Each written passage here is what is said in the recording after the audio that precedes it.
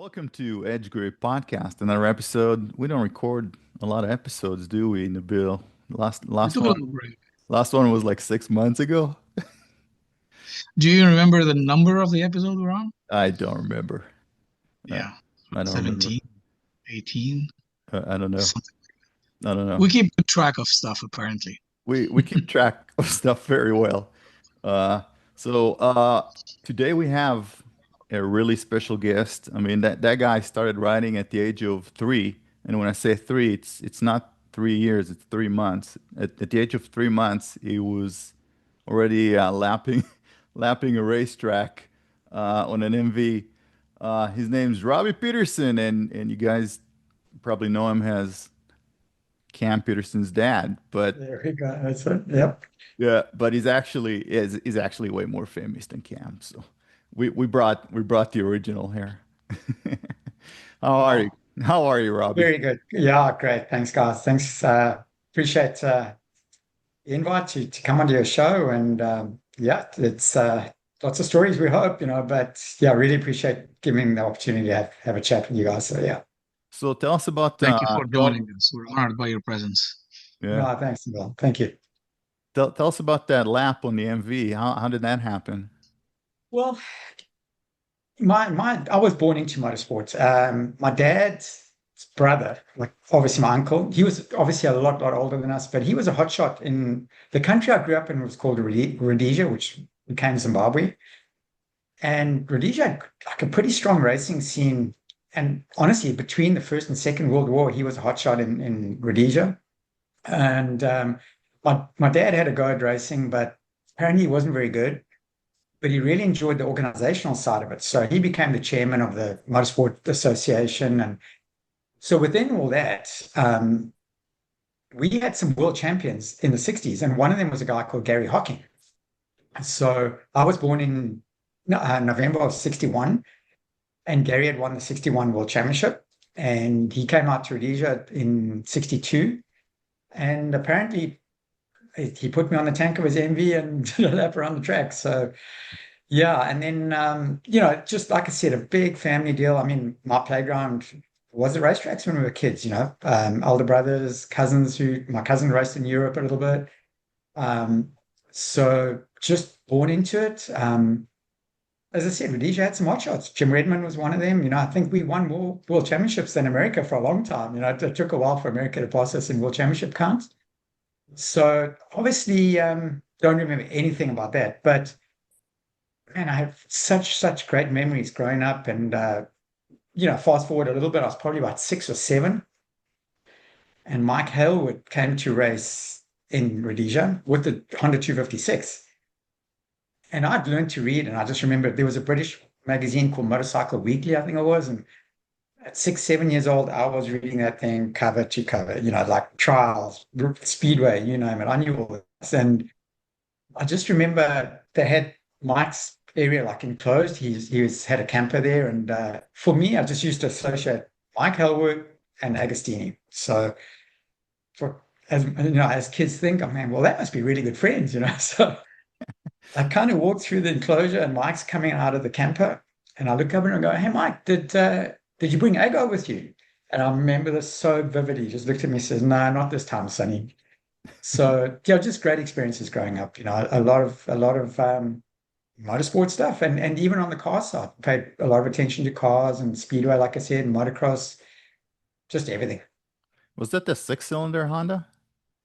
That's the one that Mike rode. Yeah, yep. And he came over then. It was like more of a demonstration, but Jim Redmond, because Honda had pulled out of racing at that stage. That's when that kind of pulled out of it. But for some reason, he came out. Jim Redmond had won a whole lot of world championships on the Honda, but he was on a Yamaha for that event. So, and my cousin was riding, I think it was a matchless Matisse, G50 Matisse. My eldest brother Keith was racing, so, but like I think I was 6, maybe 7 years old. And once again, all those memories, the sound of that 256, even as a 6 or 7 year old, incredible, just mind boggling. And talking about the sounds, I mean, it's just talking about 1962, we had a long player record, a vinyl record. And I remember when I was, once again, 6 or 7, 1966, 67. Our family used to sit around our gramophone and we put on the Isle of Man from 62, and Murray Walker would be going, oh, here comes Bob McIntyre on his, and all those sounds of just special, special. Yeah. The days before silences, obviously. Yeah. What a history. So, how did you get to the US? Oh, yeah. It's obviously a long story, but so growing up in Rhodesia, like I said, road racing was really strong in the 60s, but I was a kid. I mean, 10 years old or something. But for me, it was just like I was going to become a road racer. Couldn't tell you why, but it was a natural thing. I am going to go and race.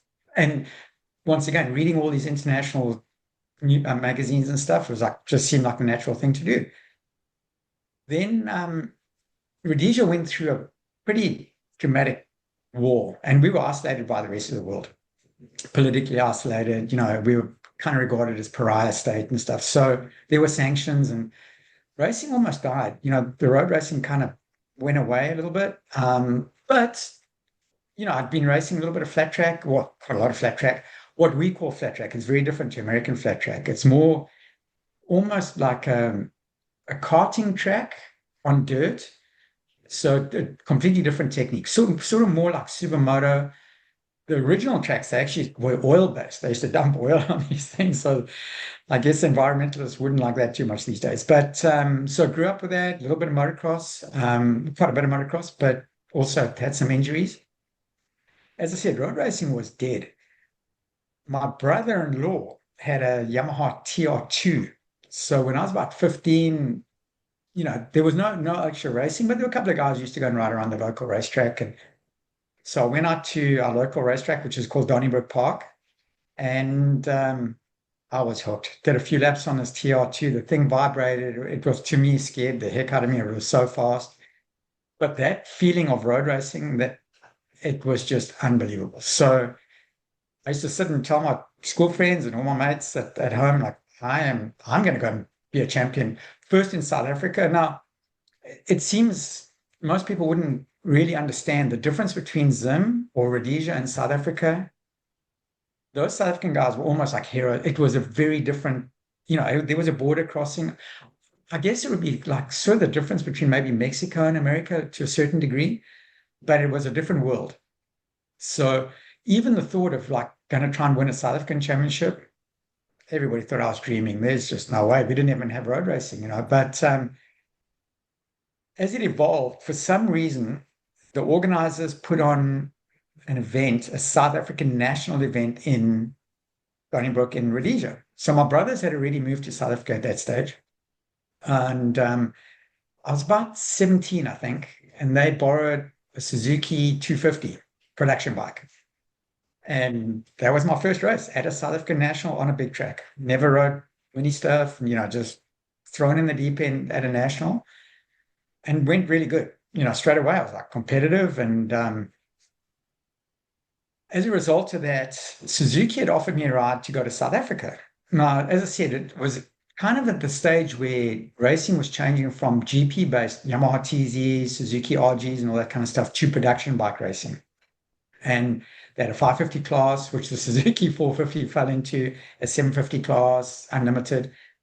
Suzuki offered me, so this would have been 1980,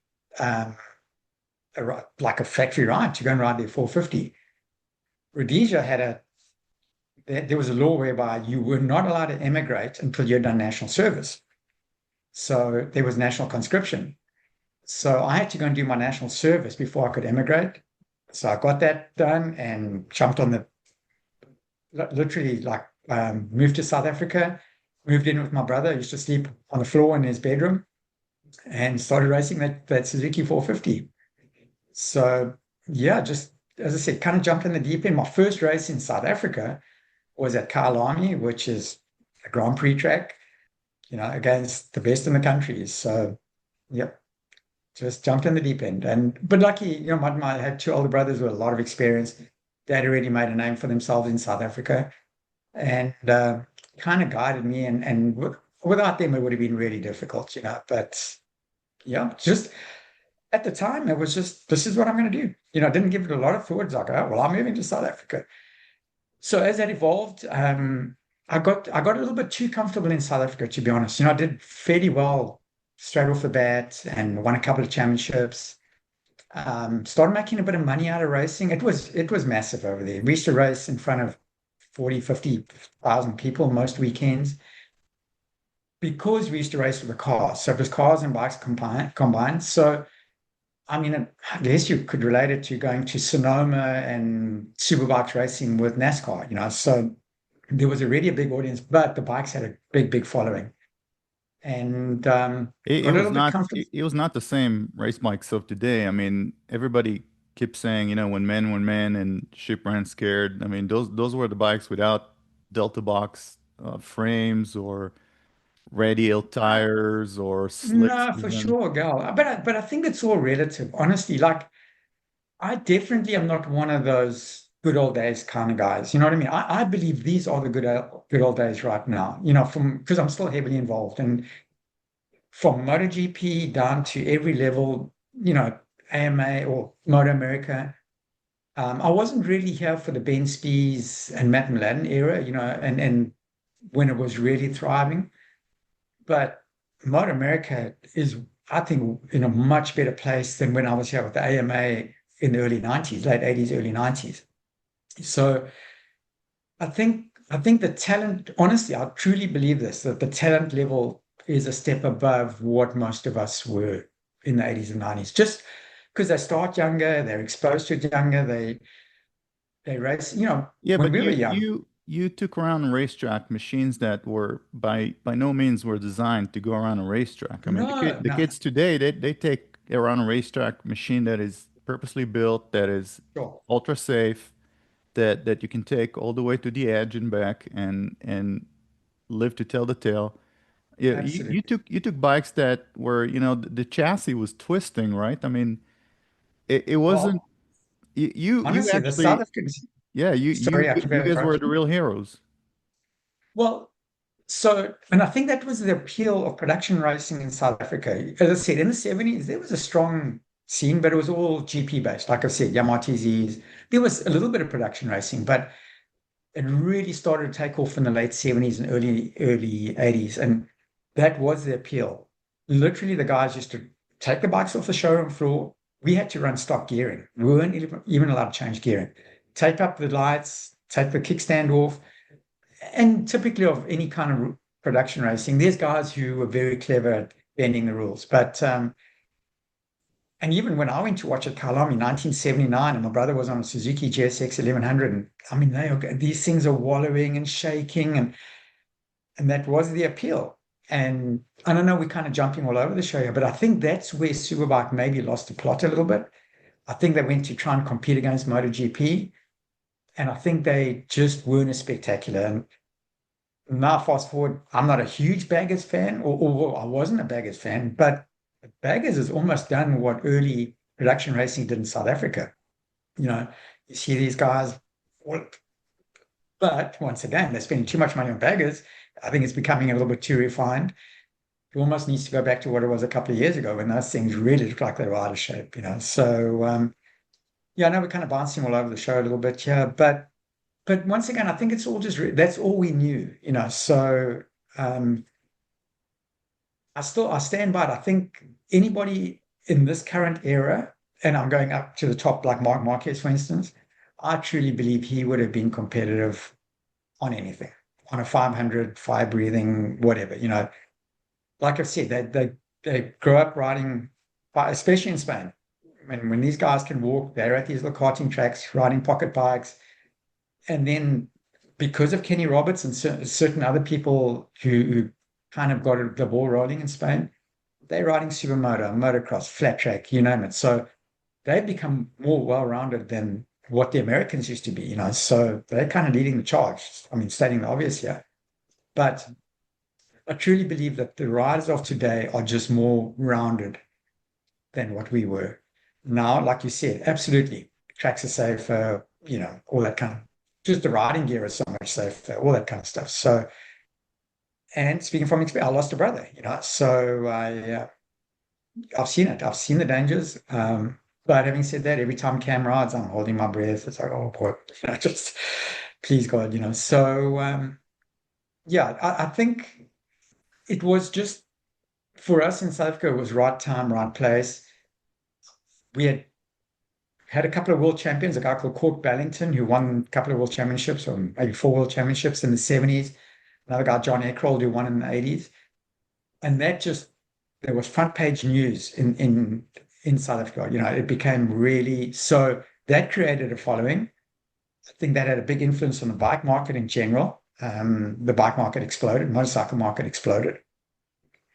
And literally front page news. We would race on a Saturday, and Monday, honestly, it was front page news. Kyle Army, so and so wins. So just right place, right time for us. Yeah. But to your point, Robbie, I mean, today's athletes are also made to be at the cutting edge. I mean, they got a physiotherapist and they got a psychologist Yeah, training them, and they got exactly. trainers, and then they got suspension engineers and electronics engineer and aerodynamics engineers. I mean, the whole Exactly. thing is just so. Back in the days, how did you train? I mean, you just jumped on a bike and started going, or how did you get up to speed?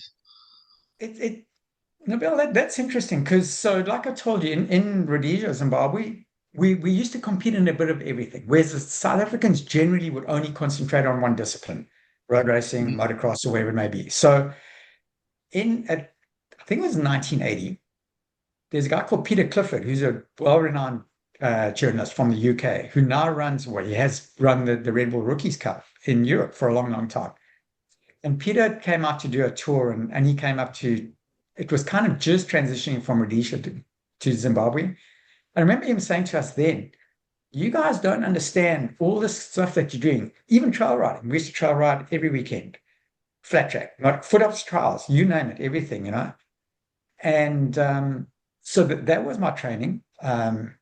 Just, but having said that, my eldest brother, he was a sportsman anyway.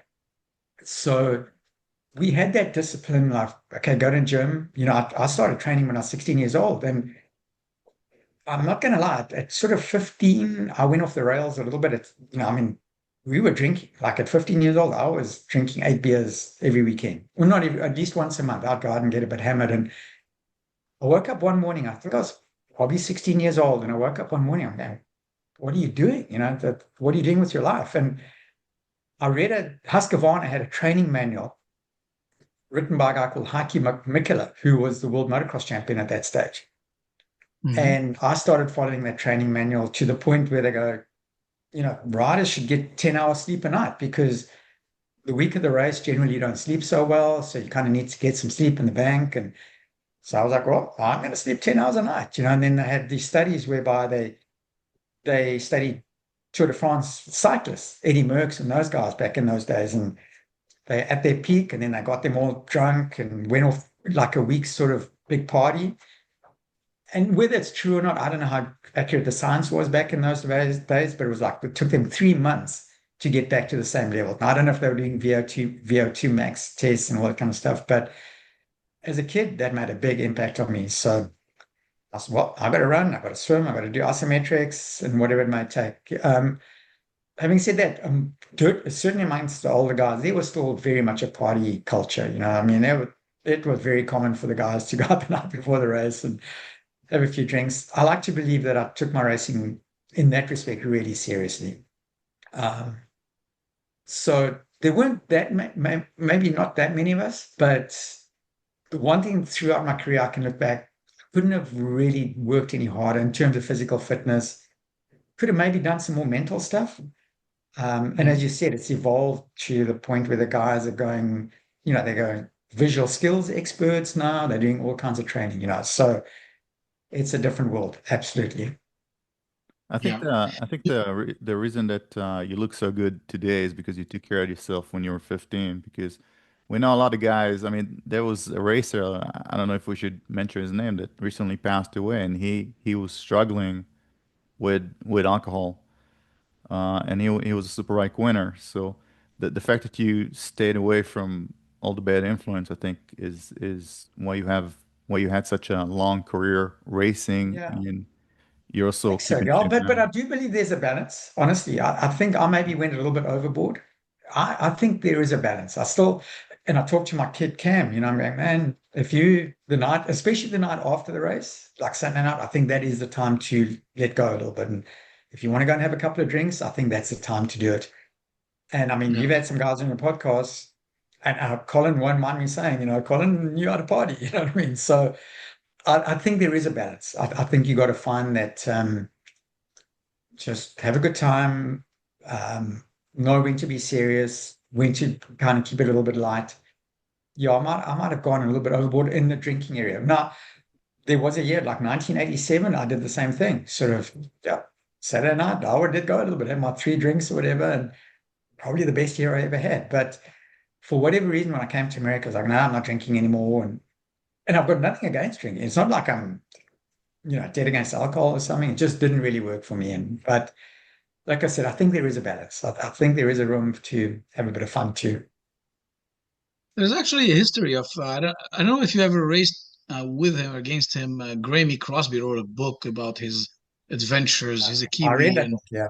Yeah, yeah, and I mean it's all smoking, drinking till 5 in the morning, and on the racetrack at exactly. 6:30 doing an endurance race, and they won. So And honestly, not well, that kind of put me because I was a fan of Graham's, I didn't know. I never met him, but it did put I didn't enjoy that book because it was just too much of that. Honestly, it was like I kind of lost a little bit of not yeah, respect for him because I mean he's just telling it like it is. And I read John Hopkins's book, same thing. It was like, whoa, I didn't, he had some real demons. But um yeah, there was a time there was an era where maybe you could get away with it. And trust me, I truly believe Marquez and Rossi and them, they let go, because my kids have been in parties after Coda, they ended up at the same parties and as Marquez and Rossi and them. And those guys know how to enjoy themselves, But like I said, it's just knowing when to go, right.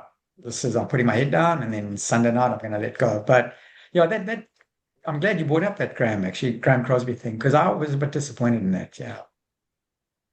yeah. But For me, it was a at fun least he read told it because like it it was like is. a circus, and they just Yeah. made it through, powered through. I Yeah. don't know by what miracle. You would not think they would make it, just at all, and Yeah. they powered through the whole thing, just operating a circus on wheels, essentially. Yeah. And going back to Graham Crosby, he achieved probably everything that he could have anyway. The guy, I think he won Daytona, he won all kinds of stuff. So um and when he looks back, he probably goes, man, I had a great time doing that as well. So I don't want to criticize. It's not like I'm criticizing. I was a bit disappointed that the book was more about his partying antics Yeah. than the racing side of it. Yeah. So Yeah, Don't it's not a book you read if you want to learn how to ride better. That's for yeah, sure. yeah, yeah. don't forget But there once was again, there I was admire those guys for opening up. When I like going back to John Hopkins's book, when I read that, I was going, that's brave of him to lay it all out there. So you know, yeah, don't forget there was a lot of money back then, way more than what we have today running around the sport. So all the cigarette money, um, yeah, yeah. and they still knew how to have a good time because they were not thinking about how am I going to be presentable to get the next sponsor. Yeah. So, Yes, Robbie, you mentioned something casually, and to me that's fascinating. I wanted to go back to that. So, I've done flat track. I've done a little bit on a little circuity route, dirt, and they would spray a little water to make it more slippery. right. You guys sprayed oil? Tell Well, us so about that. it was, but no, but it became almost like riding on pavement, unless it rained. Obviously, a little bit of water on that wouldn't have been good, but it wasn't slick at all. Like it was blue groove, like honestly. So that's where I learned how to use the front brake. So we used the front brake. It was almost like road racing on dirt bikes. And so going back in the 70s, the guys were riding, Matches and Nortons and all that kind of stuff. And then it evolved more to like more motocross type bikes. Um, but yeah, we learned a lot without knowing it. Honestly, I didn't realize what we were doing at that stage. It was like, yeah, we're out there having some fun. So um, but it's yeah, oil based, and I think they did the same thing in Australia, and might still do the same thing in Australia. I've heard of oil based tracks in Australia too. So So the dirt gets stickier and it grips a little better than, I guess, wet it's the mud. yeah, the best way to describe it, it becomes almost like a blue groove, but a wide groove. It's not like a little narrow groove kind of thing. So just yeah, it's almost like riding on pavement. So we used to use like Trials Universal tires, I think it was. So yeah. And how long did it take to wash yourself after falling on the oily dirt? No, I had my first race in my life. So I'm 11 years old, and my dad bought me a Yamaha AT1C, which was like a 1969. So I was already 3 years old when I got it. So we go to this oil-based flat track, and man, I'm going down the straight and it hit a little hole or something. Top, well, I guess I think I was in top gear. It felt like top gear. Got a big tank step and went over the handlebars. So myself and my two brothers were sharing the same bike that day, and I land literally almost in my sister's car on the straightaway. And I'm all like kind of like, first crash. What's going on here? And I'm wearing my cousin's Bell Star. This is 1973. So I'm wearing this full face helmet, which was too big for me, and the thing's like sitting sideways on my helmet.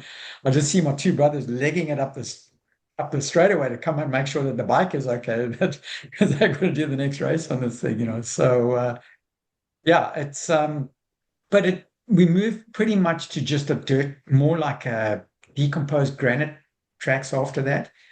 They phased the dirt, they phased the oil stuff out pretty quick. Got it. Yeah. Interesting. I haven't seen that ever. It'd be fun to bring it back.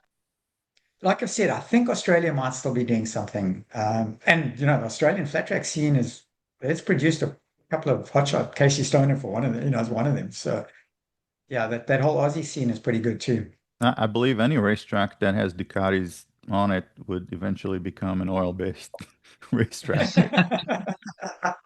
And MVs, don't forget. Yeah, Please. yeah, yeah. Yeah, but I don't think the environmentalists would let us do this anymore. Nah, exactly. Yeah. But no, and then I think going back to your original question, I think you asked me how I got to the States. So yeah, I know we've been kind of wandering all over the show here, but as I said, I got really comfortable in South Africa. I was making a bit of money, got involved in running a dealership with my brothers and some partners and stuff. And then it really kicked off 1987. We had a big international there. Fred Merkel came out, Doug Poland, Michael McDowan was there, a whole lot of Rob Phillips, some big names, and I did, my results weren't great, but I still showed what I could do. And I was a lot quicker than they were. And I had a friend of mine who's going, man, you've got to get out of here now. I was already probably 25, and it was the spark that I needed. And Hawk Ballington was racing in America at that stage. So for 1988, I did a deal with Hawk. I rented. He had the 250 GP scene was pretty strong in America at that stage. So I rented a Honda 250 from Cork and came over and did Daytona, Loudon, Elkhart Lake, and Laguna. And I was hooked. I loved America. But there's a bit more to it than that. Obviously, my goal as a kid was I wanted to become world champion without really knowing what that meant, but to race in Europe. With the anti-apartheid movement in Europe, we couldn't get a license to go and race. So the AMA kind of gave me a license to come to America and got welcomed by, competitors and everything. And I just loved the place, honestly. And once again, Kenny Roberts, through reading magazines and stuff, I followed the American scene pretty closely, and I came here with stars in my eyes. I was at Daytona and meeting Mert Lowell and Gary Nixon, guys from On Any Sunday, and it was surreal for me, honestly. So got hooked and was determined one way or another to try and make some kind of career in America. And then you 1990, you're winning the season finale in the Wera Pro Formula USA and Road Atlanta. For sure. I know, and when that was all happening, um, not that I didn't appreciate it, but now later on in life, I look back and I go, that little kid sitting in a classroom in the middle of Africa where there's no road racing going on, telling his friends that I'm going to be a champion somewhere someday. And then Kenny Roberts was an absolute hero of mine for a couple of reasons. My first bike was a Yamaha, so I was a Yamaha fan. But Kenny had this persona. He had everything going, everything about him. And next thing I'm playing golf with Kenny and hanging out at his ranch and going to his New Year's Eve parties and stuff like that. So yeah, looking back, it's stuff that dreams are made of, I guess. And put that out of my mind for a long, long time. Honestly, they're like, oh, it happened, but just fairly recently, and it's because people remind me of that as well. I go, yeah, that was pretty neat. So, I mean, the grid was insane back then. well, that GNF for sure. Look, I was lucky to a certain degree winning that race, but I think I made my luck as well. It was the first time I was riding the 500. Scott Russell was there with a shot rod Muzzy. The thing was really quick, but I'd done some really quick laps in practice as well. Um, Mike Smith was on the grid. So Mike had a problem on the start line. Scotty had some kind of issue also. I think he had to start maybe from hot pit or something like that. But it was the days before tire warmers somehow it was, I guess, Thanksgiving. No, not Thanksgiving, Halloween, probably like October 31st. So it's already cold in Atlanta. I'm running slicks with no tire warmers. So the first couple of laps, I had to take it so easy anyway. But I just remember getting my pit board. Scott was coming through, and I got it to he got to within about 3 seconds of me, and just kind of maintain that pace, maintain that pace. So, yeah, it was a big moment, no question, and came with a really nice paycheck, which was the biggest thing. So, yeah, yeah. Yeah, back then they paid well with races. That where the Formula USA sort of 1990, 91. That with those 2 years we did it. It was nice. Some really good contingency money. I think. Beside the purse money, there was good contingencies, and so yeah, I think it was not huge money by any means, but 11 grand I think it was for a win in those days, which in 1990 was not too bad. It was reasonable money, I guess. Yeah, It's a down payment on a house. exactly. Well, I think where I lived in Modesto, you could buy a place for 40, 50 grand. Back in those days. Not nothing special, obviously, but so yeah, it's all relative. But yeah, no, good. Like I said, on reflection, it was like, man, I guess I should give myself some credit. I didn't really feel like I'd achieved what I wanted to, which we can get into. I think I let myself down a little bit on the bike preparation side, just not putting enough thought into getting the best out of my equipment. Where some of my teammates, like Rich Oliver, I mean, he was so good at making sure he had the best bike available to him. Whereas especially on the 500. It was like, put gas in that thing and I'll be okay. And I should have probably paid more attention to making sure that I had better motorcycles, especially as I become later on, like becoming a crew chief and realizing the importance of, a couple of clicks on suspension sometimes can make a difference. So I just didn't pay enough attention to that stuff. Well, it was also the 500 versus the superbikes, right? And someone whispered in my ear that you had some sort of a team order not to make it too obvious. No, no, that was so. I mean, we weren't allowed to say that obviously at the time, but yeah, Kenny very early on, he goes, "Hey, look, guys, pretty much certainly until cross flags in those days used to be half distance, like mate, just kind of race with the four strokes. Not to take anything away from the four strokes, because those guys could pedal those things. Honestly, Kurt Hall, Mike Smith, a whole bunch of names. And we didn't have much on them down the straightaways because they had 1400 cc methanol breathing monsters. Road Atlanta, like I couldn't really pass the guys down the straightaway. But the 500 obviously accelerated a bit harder. I think the 500 was probably harder to ride on our tracks. I mean, some of the tracks we raced on, Pocono, for instance, I mean, that thing is not designed for a 500 two-stroke GP bike, really bumpy. Um, so not to take anything away from the guys we were racing at. Like you said, we were just on better equipment. We were on $1 million prototypes with, they were on home built, so not home built, but the Yosh bikes were Trek, but for sure not at the level that we were racing. So Yeah, so this is to all the guys that were racing against you guys on superbikes, and they're probably in their 50s and 60s now. The reason why you saw those MotoGP bikes, was team orders. It wasn't because you were in the same level. Yeah, well, it's and yes, except for sometimes it just took me a longer to get going. Honestly, it was like for whatever reason, I would take a few laps to get going. So, but with the knowledge, like, well, I'll get them. The problem is that Rich Oliver didn't really get the memo. Yeah, So, that's what I yeah, heard. yeah, Rich used to take off. He was clever, he was pretty smart about it. But that's why I say Rich was really ruthless in his whatever it took to win.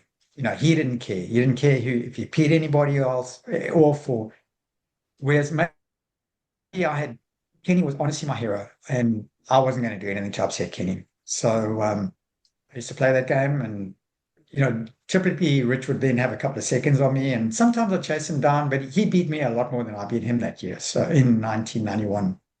So maybe I should have ignored ignored the memo as well. But yeah, That's what my source told me. So yeah, you no, no, should and ignore it. honestly, I didn't. Nobody said anything about it for a long, long time, and then there was an article in 2010 in Cycle News when I was here working for the Pat Clark team, an interview with Rich, and he kind of said, "Yeah, well, he used to stretch the instruction a little bit, So, and that was the first time I'd never mentioned it to anybody. So Rich was actually the first guy to bring that up. Yeah, Okay, so if it's common now, I didn't think anybody knew about it. So if it's common knowledge, I'm going to say that Steve Biganski spilled the beans. yeah, Beat yeah, Nasty yeah. Racing. Steve, well, You can't keep a talk, secret, Gal. Can't keep a secret. Luckily, we're nah. not journalists. Yeah. Well, no, I mean, and I don't think Kenny would mind us saying that right now anyway, it's, and it was better for the show. Absolutely. Just, Yeah. but trust me, it wasn't like we go, okay, well, it's time to go now and get away from those guys. It still took a big effort to beat them. So I don't want to demean the guys we were racing against because, like I said, they could pedal those big bikes. Yeah. And somehow they had to promote kind of the cleaner engines for the sake of competition and just motorcycle building anyway, or Yeah. manufacturing, I should say. So, Robbie, how were team structures back then? Because you mentioned like if I had paid more attention to my bike and my settings and so on, did you guys have engineers around you? Were you on your own? How did it work? Nothing like it is today. It's certainly from what, even with the team, Marlboro Team Roberts, I had a pretty young mechanic. Rich had a more experienced New Zealander.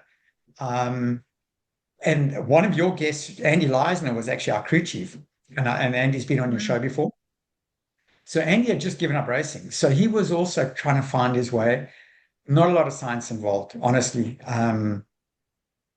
That year was, like I said, pretty much, well, let's put some gas in that thing. I don't remember making many changes at all. The only thing for sure, we used to do the 500 used to have a preload adjuster on the left handlebar. So for sure, as the gas level got lower, we used to play with the preload a little bit, or you could just play during the session. Um, but and if I'm perfectly honest, I didn't really understand it. Rich was like, I'm going to put on different offsets, and well, I don't know why. I don't know why you're doing that and that's one of the sort of hiccups about growing up in South Africa with production bike racing, where we're not allowed to even change gear ratios. I never paid attention to that stuff. Whereas, and I think Americans, I don't know if it's just by nature or generally, were just more inquisitive. And it's certainly, like I said, Rich was like always trying to get the best out of his bike. He was a little bit, maybe a bit of ahead of his time, but I didn't understand trail, rake, none of that stuff. It was just like, yep, let's go and. But I did lose my way. We went to race in Canada at Shannonville, and Shannonville's almost like a little karting track, or big karting track. And that I couldn't stop that 500 from wheeling. It was just wheeling everywhere. So we lowered the bike, and then it rained and didn't do very well. But kind of never really raised the thing back up. And I lost my way for a couple of races. I really struggled, and I couldn't pinpoint it. And then it was like, oh, lifted the thing back up and got that feeling of it pitching again, and the center of gravity. And so, like I've said, I think if I was more aware, or if we had a better support structure, we could have probably done a little bit better. Now, I'm not going to I'm not going to pretend that we were at a world level on those 500s. I mean, we tested at Laguna before the GP, and Wayne Rainey came past me like up over one, and I actually caught him a little bit on the brakes going into two. Sort of in two, I ran with him, and I remember thinking, "Geez, this is quite easy." You know, by the time we got to turn six, I couldn't actually even see him. He was gone. So, but having said that, certain racetracks, I think Willow Springs that year, Eddie Lawson and Barros won the Kajivas. And I heard they went to test the week after we did the Wera race there, and they were only about half a second quicker than we were at Willow Springs. So, there were certain places where I guess we went okay, but we didn't ride those things to. I can't begin to pretend that we were anything like Wayne and Eddie and those guys. Did you ever ride any of your teammates' bike that was set up differently or their bikes and go, oh Uh, my God, I'm missing a boat here? no, I never did. Yeah, and I don't think Rich would have let me, like I said, but no, I never did. So, for sure, later on in life, I became a test rider for Kawasaki. I used to go to Japan to test their 250. They were trying to come back into the 250 series, 250 GP stuff. So I guess 1991, maybe 92, that was about it. Yeah, I used to go. And that's when I started learning more about the development side of it, what rear linkages do and just a little thing like even changing the wheelbase of a bike, changing the gearing and moving the wheel back and forth in the swing arm. I mean, I know that's minor stuff, but it has a big effect on the bikes, which I never even used to consider when I was younger. Yeah, that's very difficult. I dealt with myself, but a lot of new riders trying to get better. And it's, I guess if you don't learn about it, read about it enough, and somebody coaches you, it's almost impossible to get feedback. Like I've used the suspension guy a few times, and he's like, "So what are you feeling?" I'm like, "I don't know. It's Yeah. rides fine. I'm Right. going as Yeah. fast as I usually go. I don't know what to tell you." Yeah. 100%. I mean, in 1989, once again, was teammates with Miguel Duhamel, and we had a British guy, Alan Carter, on our team, and we were running some Aprilia 250s. And Alan was like, man, I need a softer or a stiffer shock spring. And I remember thinking, how does he know that? I couldn't pinpoint that. It just everything felt okay to me. So yeah. And like I said, later on in life, being exposed to teams like Pat Clark and then working with some really clever guys later on in life, it was like, man, I wish I'd have worked harder at that. I think a part of it is circling back to what I said before, the motorcycles you started on, racing 100%. on, had none of Yeah. them. No. You would just go out there and do your best and Yep. just make them do what you want them to do in order to finish. And then once the more modern stuff came in, it was I think too much to fiddle with, and you probably just put it in the back of your mind and said, I can do it without it. I can just put the bike where it needs to be. That might have been a part of it. Yeah. Yeah. Having said that, I also knew like I kind of began to really understand what I wanted to feel out of a bike. And I was very front end orientated. If I had to have a front end that I felt comfortable with, and the rear up, for the most part, you could put anything on the back then. It didn't really bother me that much. But talking about switching bikes, so maybe I did actually. So when Fred Merkel came to race in South Africa, he had set up his bike, and they were production VFR 750s. And I set up mine, and then we did switch bikes. And I did not like the way Fred had that thing set up. It was really soft on the front, and I was like, that's not for me. And I don't think he liked my bike either. So absolutely, that feel like I had to have a front end that I was very comfortable with. Yeah. It almost feels like in the old days, it used to be a lot about the racer. And now it's entirely a team sport because you hear, modern racers, especially MotoGP, often saying, "Yeah, there was something with the bike we didn't find, or we're missing Yeah, something, yeah, or that yeah, tire didn't work." And it becomes sometimes they'll say we made a mistake. They're honest people, but they often the issue becomes thank you for the team because they made me a great bike and I won, or often I got a problem with the setup we couldn't figure it out and we Mhm. couldn't win today. the data guy sees it before the rider understands what needs to be done. So the rider would come off the track, and the data guy would already, it would know what's going on with the bike and what's wrong. For sure. So I'm glad that I'm still involved in a big way. And man, the electronics, everybody hears this all the time, but until you're really exposed to it, you cannot appreciate how much the electronics determine just so much on a motorcycle these days. Now, there's still some good old-fashioned. I was Bobby Fong's crew chief last year, and honestly, there was a lot of time when I would go and, especially in testing, I would go and look, I would go and watch on the side of the track. We went to Podium Club, for instance, and then you can see a lot of the track at Podium Club in Arizona. And I had a really brilliant electronics engineer, and Nick Seiling is his name. And Nick also manufactured the swing arm for that bike. And sometimes I'd go, Nick, I'm going to go and watch out on track. And I'd literally be on the radio and I'm going, man, that thing looks too stiff, or whatever it may be. When Bobby comes in, take a bit of preload out, do this, do that. And oftentimes it worked. So there are some teams, I think, who just look at that data, and especially the European teams, where I think is where a lot of Americans struggle. They need to take their crew chiefs with them, because you'll go there and they go, this is what the computer says, and that's what we're doing. But I still believe there's room for a rider sort of relationship with his crew chief, or is just more, relying on the rider's feedback too.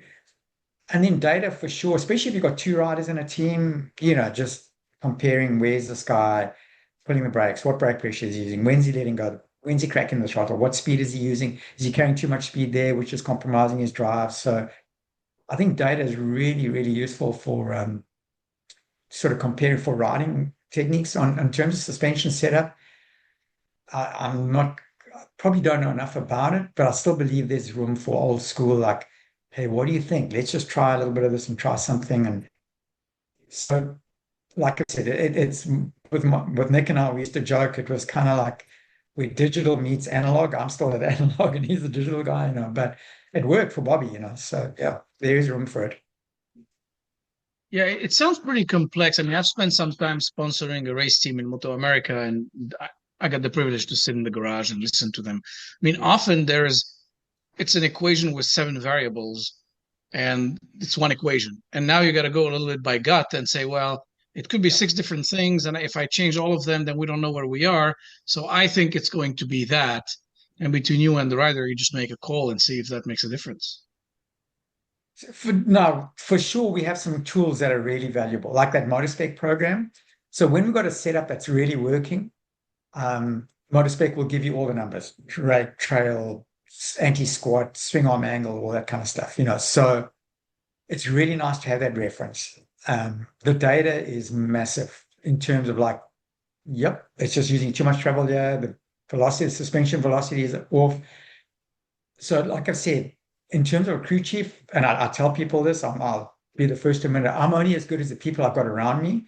I need a good data engineer, if I've got some good chassis guys, but I tend to bring out the best in those guys. Like I've said, that old school meets new school, and having a plan, using some logic. Now, logic is subjective, obviously, because my logic's different to possibly your logic. But a lot of my sort of plan is just ticking boxes and going, okay, I'm with JD Beach now. Okay, JD, you're going to go and do 5 laps. You're going to come in. I'm going to give the front some more preload, or whatever it may be. And I just want you to tell me if it's better or worse. So, as I said, a lot of my sort of MO is just ticking boxes. A guy like Richard Samboli is so incredibly talented and smart and all that kind of stuff.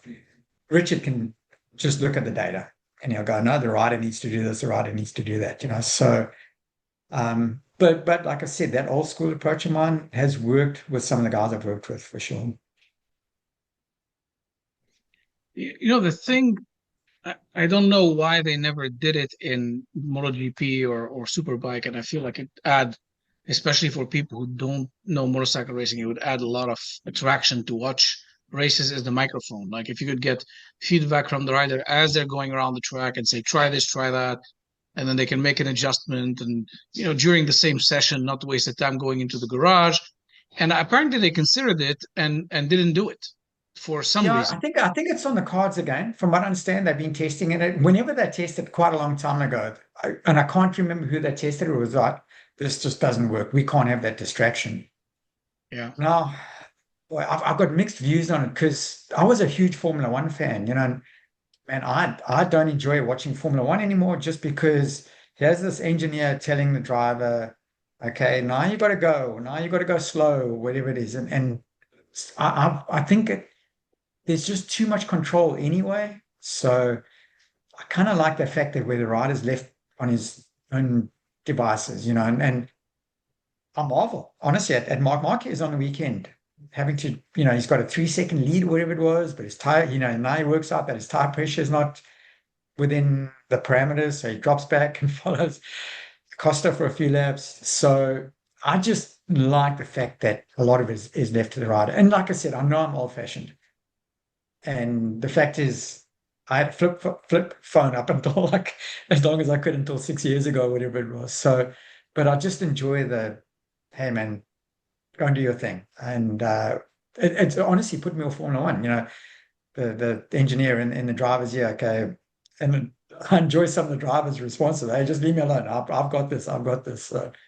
But but absolutely, it would be interesting, to hear that interaction. Yeah. But I just don't like the driver being instructed what to do all the time. Yes, and it's probably distracting, especially if your engineer butts in at the wrong time. In a Yeah. car, it's a little safer. In a bike, it's a little more dangerous. But I think the entertainment value would just go up Yeah. tremendously Yeah. because Yeah. the Yeah. bantering on F1 is just hilarious sometimes. Yeah. Well, maybe I should start watching it more because it put me off. But you can only watch so much motorsport. And I watch MotoGP, I watch World Superbike, I watch Supercross, Motocross. So I guess Formula One's kind of dropped down the pecking order for me a little bit. So yeah. Robbie, Yeah. you belong to an elite club. You scored points in an actual MotoGP race. Yeah, I better add that I actually got lapped in that race. So, yeah, You still scored points. no, I did. Yeah. And honestly, so like as I told you, we went testing at Laguna before that. And like everything, we've got stories. But at the test, there was myself or Wayne and John Kaczynski, Kevin Schwantz. I don't remember who was the other Suzuki rider at that stage. I must be honest, I've forgotten. And Doug Chandler was having his first year on 500s. There was a Spanish guy, Juan Garriga, at that test. And we were given, I think it was like B grade tires. So John, Wayne, the factory guys got best. Then Garriga and Doug Chandler got like a B grade. They then had a C grade tire for the privateers, which was guys like, I think with Eddie Laycock and a few other privateers. So in the test, I believe we had the B grade. And I honestly believed I could run with like Garriga. I think I was quicker than Doug Chandler at the test. We got back for the race and we were given production superbike tires to use. So I was like at least 2 seconds a lap slower than what I'd been in testing. And it sounds like a whole litany of excuses, but I told you we had a preload adjuster on the handlebar. So the first day, this 500, I'm coming out of turn 4 at Laguna, turn 3, and this thing is just going, wow, like, and I'm going, just feels too soft in the rear. So I'm kind of dialing in preload, nothing happening. Turned out that we had, Olin's had rebuilt the shock the day before, and somehow the preload adjuster wasn't working. So the thing didn't have any preload. Got that sorted out Saturday morning. The thing was only running on 3 cylinders. And we didn't have a lot of parts. So they were kind of like, let's change a coil, let's change one part at a time. We finally got it running for like Sunday morning. And then the race, the carburation on those 500s was so critical. It was, the initial crack. And I think we were too lean right off the bottom. So you would crack that thing and nothing would happen. And then it would come in whop, with a big bang. And so mixed with the tire situation and all that, I got lapped, but I did my quickest lap of the race on the last lap, so because I guess those tires were just starting to work a little bit. It was disappointing, but one of those things, I look back at those photos and I go, "Yep, there you were on a 500 in a GP." So Scoring points. yeah, and Cam keeps reminding me of that. Cam goes, "Dad, you scored points in a GP," so I'll take it. Yeah, with the best of the best. It really was. In terms of no, I'm going to sound like I'm contradicting myself when I said that I think you could put Marquez and those guys on those bikes. Flip side of that, I think you could put Wayne, Eddie, doing all those guys on modern day bikes, and they're going to be very competitive, probably even with their old-fashioned riding styles. But yeah, I saw Wayne do some stuff on a bike that was like, how does he do that? Um, so yeah, it was just being on the track with those guys was very special. Yeah. It would be amazing if they could get some of these guys to actually spin laps in a MotoGP race and, give them some time to test, but see where they end up. And more importantly, their feedback about how it feels and uh, I don't know if that compared would to. be. I don't know if that would be fair. I mean, taking the rider out of the era. I think Schwantz did a Okay. 24-hour race. 8 hour, Uh, yeah. yeah, long Suzuka, I think, long Yeah. after But he that's retired. SBK. And That's not prototype. yeah, but still, I mean, taking the rider out of the era that he belongs after he wasn't competitive, and it's. I mean, it's like Muhammad Ali versus Tyson or all those. I mean, it's just speculations. I mean, I Yeah, would no, I would put them if I would put them on MotoGP bikes, I would let them race against each other. no, sure. Look, the evolution, what I'm saying is that Wayne in his prime, not well, obviously it's his injury, but there's no ways Mick Doohan could jump on a bike right now and be even close. Uh, all I'm saying is those guys in their prime, if they were in their prime right now, they'd be very competitive with all those guys. And like I said, if Mark Marquez grew up in that era, I'm pretty sure he would be competitive too. Um, but the evolution, yeah, I think just on tires, and something that Ben Spies said a long, long time ago. When I say long, probably 2014, I think he'd injured his shoulder, and he was up in the commentary booth, and they're just doing some color commentary. And I remember him saying, even in those days, I think the Bridgestones had come out, and that Bridgestone front was just ridiculously good. I remember Ben saying the tires have got too good. They're just too good now. And that has stuck with me. And I believe he's right. I think the tires have actually just honestly got too good.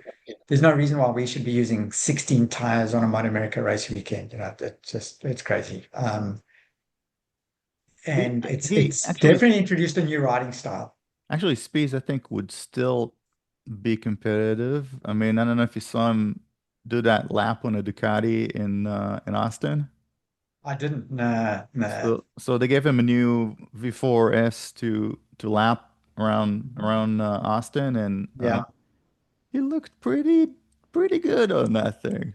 Well, I've got a Ben Spies story actually. So it must have been 2009 when he won the World Championship. We went to Czech Republic to Brno to go and watch. And I'm pretty sure Ben had never been there. In fact, he hadn't been there before. So whatever they get, like 45 minutes, 50 minutes in their first session, 10 minutes to go in the first session, the guys were lining up to follow Ben around that racetrack. It was remarkable, honestly. Yeah. And same thing. They raced at Kyle Army in South Africa that year in 2009. And they put in a new turn. There used to be a chicane, which they got away with. And there was this really quick right-hander. And I was standing on the side of the track, and he was just the standout for me. I'm just watching this. And once again, I'd followed American racing a little bit, so I was a bit of a fan of his anyway.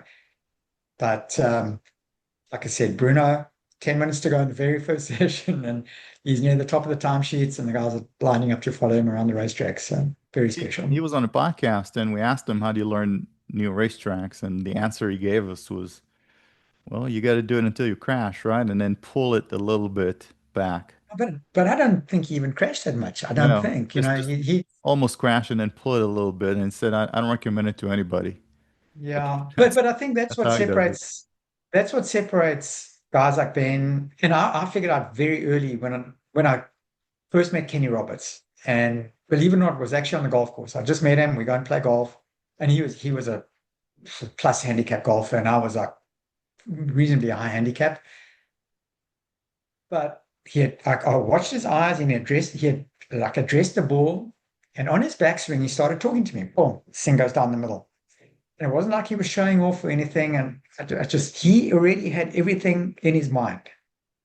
And guys like him, just their minds worked differently to the average Joe, which is, I kind of consider myself fairly average. But, and I remember watching when I was a Formula One fan, to me, Michael Schumacher had that. Schumacher just had this unbelievable mind. Most of us have to work at all that kind of stuff.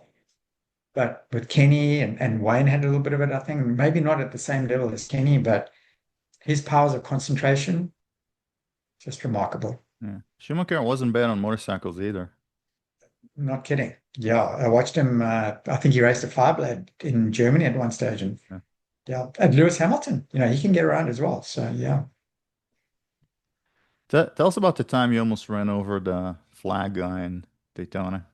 I didn't know that I'd run over him. Oh, no, I honestly didn't know that I'd tried it but it's one of those things. Now talking about Steve Boganski, Steve and I we haven't been in comms for a long, long time, but we just kind of hooked up a bit recently, and it did remind me of 1992 at Daytona, and Colin took off, Colin Edwards, Chris Delizio was second. I kind of came through the pack with Kenny Jr. We've got our way through, and there's no question in my mind. When we went over the start and finish line, I had at least a bike wheel on him. So I looked up at the scoring tower, and I think Colin was number 45, whatever. Chris at number 60. I was number 16 as third, and Kenny 25 fourth. So I put around, I get into park going towards the rostrum, and the AMA guy waves me off, and he waves Kenny through, and I'm going, what? You've got to be kidding. So I go back to the garage, and Wayne and Kenny, we were sharing the garage next to them, and they're going, what are you doing here? So I said, they gave it to Junior. So that one stings. And once again, at the time, I didn't give it a huge amount of thought. It was like, well, it is what it is.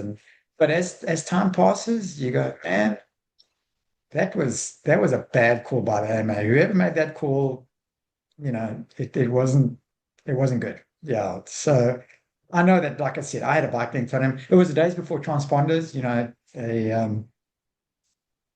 that still stings a little bit. Yeah. Yeah. But I don't remember trying to run anybody over. So yeah. That's what Biganski said. Did he? Yeah, I'll have to ask him about that one. Yeah. Yeah. So tell us a bit about the best rivalries you had during your career, and maybe a little fun story about one or two of your co-racers. You know, it's hard to consider him a rival because he was so much better than us, was John Kaczynski. I raced against John in 1989. Hmm. So it wasn't fun because he had like a second a lap on us most of the time, So, but I kind of marveled at him. I was like, man, how does he do that? And to back that up, that 1990, when no, 89, sorry, it was 1989, he got a wild card in the Grand Prix at Laguna. And I was on a waiting list. So I wasn't allowed to race the first day or practice at all. So I was out there watching. And John was riding a Yamaha in factory colors. And I'm watching at turn 10. And here comes this number 19. And I didn't know it was John. And he was just so much faster than everybody. And I'm going, who is this guy? Who is it? And then it was like, that's Kaczynski. And that's the guy I've been racing against a little bit. So I can't call it a rivalry, but yeah, he was one of those guys that I rode against enough to appreciate just how good he was. I'd have to say Rich Oliver and I guess, had a bit of a rivalry going in America. Back in South Africa, we had a couple of guys. Obviously, my brothers. We had a little bit of a rivalry going. But out of all the guys that I kind of raced against on a regular basis, Kaczynski's the one that just stood out and go, man, he's just a step above us. Yeah, and what kind of dirt stories do you have on any of these guys? because we always dig for dirt in this podcast. Well, no, but I was that goody goody, you know what I mean? I didn't honestly like just I was the guy who thought I need to be in bed by 8 o'clock at night. And so I With I whom? wish I had some, but truly, truly, like there's nothing I've got no dirt on anybody because I just wasn't exposed to it, you know. Maybe I should give it a little bit more thought. I'm sure something's going to pop up somewhere along the line, but you know, and then obviously as time passes, you'll go and some of my heroes and go, oh well, yeah, that guy, you know, he was on drugs or whatever it may be, and I can't name names just because I can't prove it. But that was always really disappointing to me when I heard what guys I really looked up to behind the scenes were doing, you know. But I can't honestly say that I have dirt on anywhere, like I said, because I was trying to live that clean life and in bed by 8 o'clock every night. Yeah. Sorry to disappoint you there. Yeah. Not at all, no. But stay tuned. We'll collect them here as Yeah, more exactly. podcasts. Yeah. Yeah. Yeah. Dead right. Dead right. So you Yeah. retire. So you retired the first time around. You had two retirements. You retired Yeah. the first time around, and you go work for Kenny. Yes. 1992 was a bit of a rough season for me in the States. Yeah, I was riding a TZ 250. I might have ridden, oh, yeah, I rode a Fireblade a couple of times with Brett Harrelson, Woody Harrelson's brother.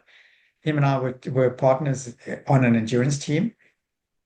And I actually was pretty quick on that, but for some reason the results weren't really coming on the 250. You know, 250 class was really good at that stage. Like I said, Colin, Kenny Jr., Jimmy Felice. There was a lot of quick guys, and I think I got a podium maybe once or twice that year, and then generally sixth, seventh, and didn't really understand it. I just thought I was riding badly. And Steve was helping me, well, was working on the bike, and I think towards the end of the year we figured out that we were running maybe the wrong configuration on the bike with a really thick base gasket, and on that TZ it didn't really work. Um, so I just thought I was not riding good and wasn't having a good time. Like I said, we're having a great time with Steve Bagansky, though. I mean, the guy was just awesome to be around, you know. And then I did ride Colin Edwards win and rode in Japan. So at a Wera race, they invited me to come and ride his TZ. And I jumped on that thing and I was quick, you know, without, it sounds like bragging, but I was really quick on that thing. And it kind of made me realize there was quite a big difference between the bikes. Some beating around the bush a little bit, but what really happened, we raced at Suzuka, didn't go too bad at the 8 hour. So I started getting a little bit of confidence in myself again. And then Honda had been out of racing officially for quite a while in the States. They had Commonwealth and they had Arian, two brothers racing who were running separate teams. Mhm. And there was talk about Honda coming back in quite a big way with a factory supported team. So they entered us. I got invited to ride for them on a Fireblade at Willow Springs at the 24-hour race. And it was like a a combined effort of Commonwealth and Arian Racing, two brothers. So it was Randy Renfro, Nick Arnott, some other journalists. And so I missed like the first couple of days testing and I got there. And for whatever reason, at Willow, I was pretty quick around there, mainly because I could go through turn 8. So I ended up being the quickest. And so that got me starting the race. So Randy went out to test to scuff in some tires in the morning. And obviously for those endurance races, we used a really hard compound. And the tires were out of route. So I had to start the race with a brand new set of tires, which in today, that's just common practice. But we didn't do that back in those days, you know. So start the race, first lap, I'm kind of cruising a little bit. Second race, I thought, oh, second lap, time to get going. I remember I just passed Jason Pridmore. And I can't remember if it was Mike Smith. One of the Hammer guys was in front of me. And third lap of a 24-hour race, I have a big crash on this factory Honda, turn 3 at Willow Springs. The thing lands on top of me. I woke up in hospital. My daughter was 18 months old or something, about a year old. And I just remember this screaming, daddy, daddy, daddy, you know. So it kind of worked out that 92 was going to be my last year. because Kenny had also offered me a job to go and set up his team in Spain. So, yep, I gave up racing at the end of 92, 30 years old, or whatever I was. Went to work for Kenny in Spain, and we did a stint in Southeast Asia as well.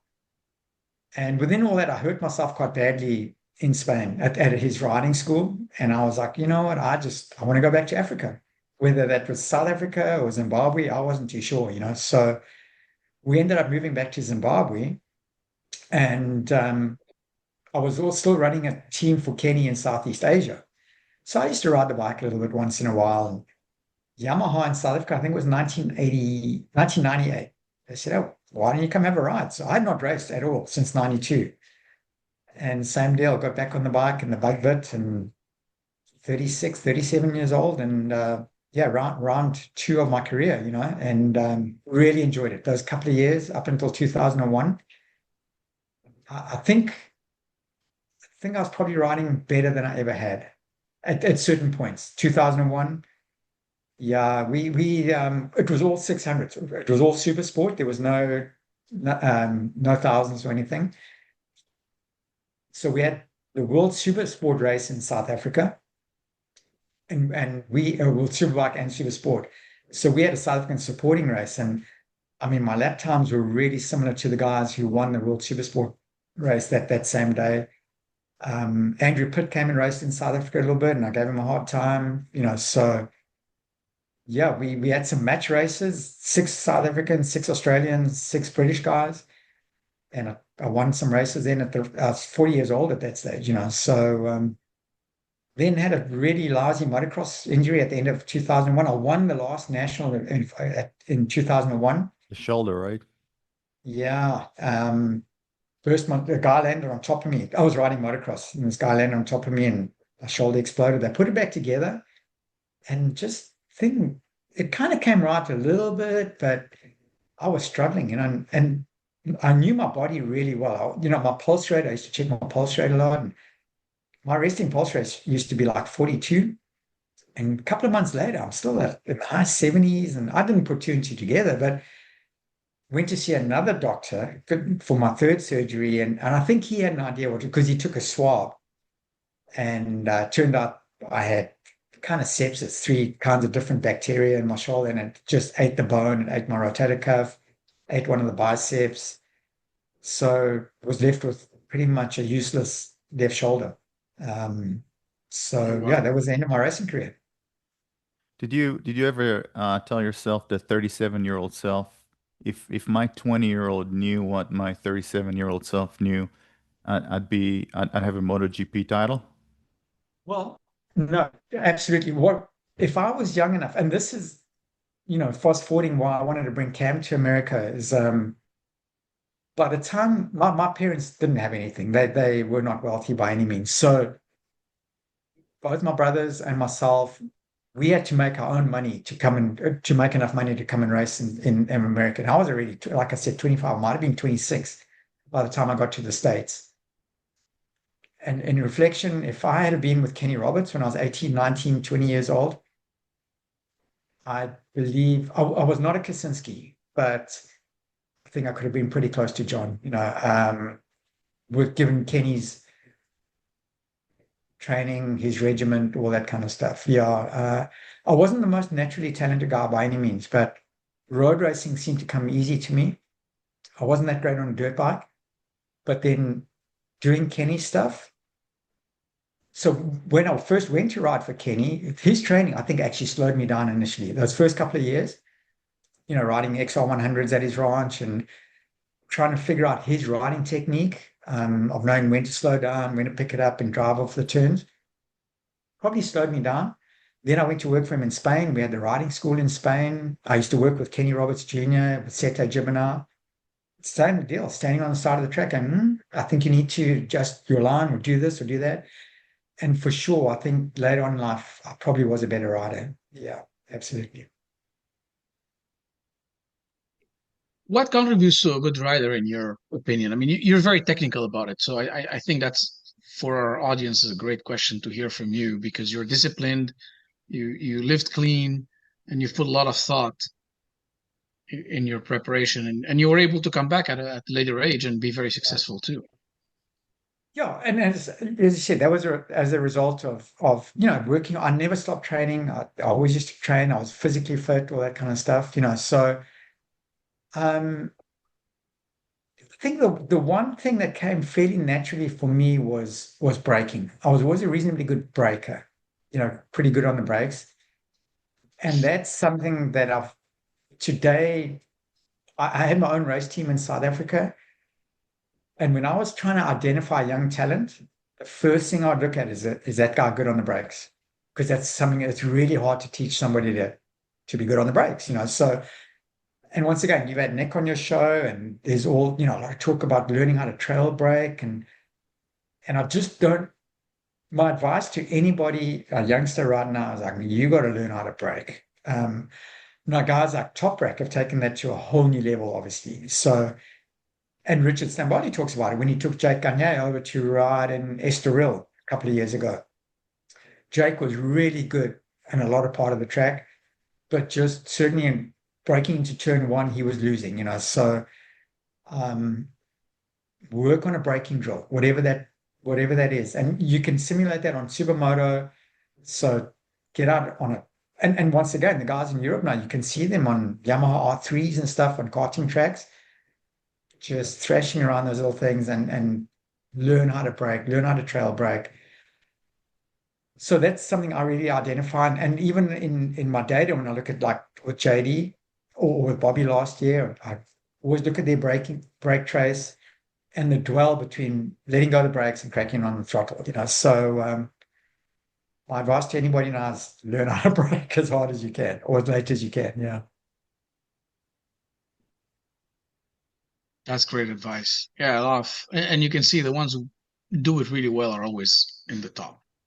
Yeah, and once again, so I hadn't really been on the track 2011, despite my shoulder. I did quite a lot of track schools. I do one-on-one with guys, and I could still ride at a reasonable level. And for whatever reason, since 2011, I'd hardly ever been on a racetrack. So a month ago, we were at Mid-Ohio, and Mark Young is our technical director of the team that I work for now. He also runs the Mid-Ohio track organization. So he's got like 5 CBR 500s, which are sponsored by Southern Honda, one of the partners in the team. And he's like, come on, go and have a ride, go and have a ride. And I was like, nah, I'm done. I don't want to ride on a racetrack anymore. I'm done. Eventually, he's got a set of leathers, and the next thing I'm on the racetrack on a CBR 500, having the time of my life. So fast forward, I went back again on Monday and Tuesday to do some track days. And it's the same thing, running with track school guys. Corner speed is awesome. Most of them kind of scare me on the corner speed, like almost too fast, but they just, for want of a better word, just lazy on the brakes, So most track school guys, that's the biggest thing you got to work on is just push those brake markers, learn how to brake. And I'm not sure that I know how to teach people how to brake, but just come up with braking drills. And I'm a big believer. I've got to use reference points. Some guys can use depth perception, but I've got to have brake markers and like, right, I'm going to go 1 yard past that. I'm going to go 2 yards past it until I run off the track.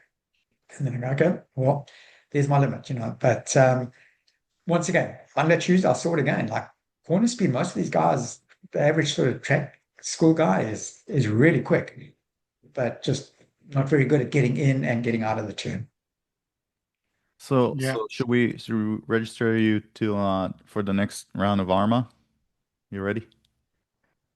Well, I'm probably not there. I'm not at that point, but no. Well, I did an armor probably 4 years ago.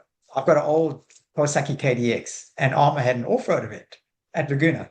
So I said, you know what? I want to go and ride this off-road event. So I went, but they obviously had the main circuit as well, and there were a bunch of TZ and Honda RS250s.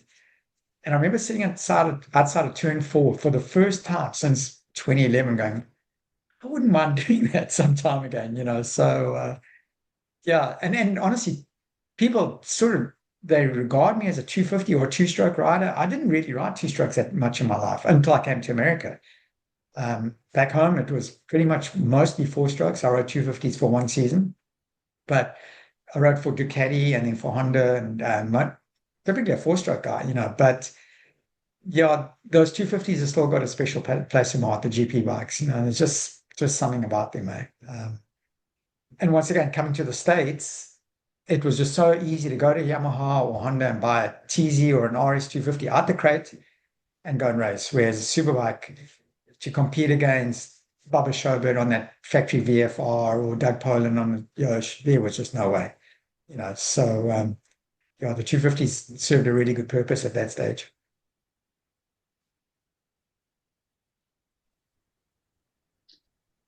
So there's a classics we always ask uh, on this show is, what's your favorite bike you've ridden, favorite racetrack, and maybe a few questions in a bit about favorite MotoGP racer and superbike racer. But Yeah, yeah. any order you'd like to address? No, so favorite track. Geez, there's a track in South Africa called Aldo Scribanti, which I loved. Um, in America, everybody's going to say Road America, Elkhart Lake for good reason. Such a beautiful place to ride at. I really enjoyed Road Atlanta. Um, and then one of the tracks that I used to ride in Spain quite a bit was Albacete. We used to test there quite a bit, and I really enjoyed that place. So yeah, honestly, I'd given up. I'd retired, but 1993, working for Kenny, we used to do some work on the TZs. This is where I began taking a bit of more interest in the engineering side of it. And we cut the chassis and kicked out the front end half a degree and made different linkages. And so I was kind of the test rider for that. But long story, at Albacete, I think I was quicker than Sete Gibernau when we were testing there, so really enjoyed that place. Wow. Yeah. Well, actually, you asked for a good story. If I don't know how much time we have, but the Sete Gibernau story is I arrived in Spain. Kenny was like, right, we're going to start a team in Spain. I had never been to Spain in my life. I arrived in Barcelona.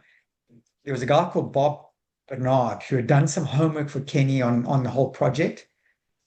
Bob had said to me, hey, there's this kid, Sete. If you need some help, he speaks really good English. And so I called up Sete Gibernau, and he's helping me get the workshop set up. And he wasn't racing. He had raced a couple of years before, but so he was Senior Bulto's grandson from Bultaco. And they kind of got into some financial trouble. And so he was not racing at that stage. I think he was 18 or 19 years old.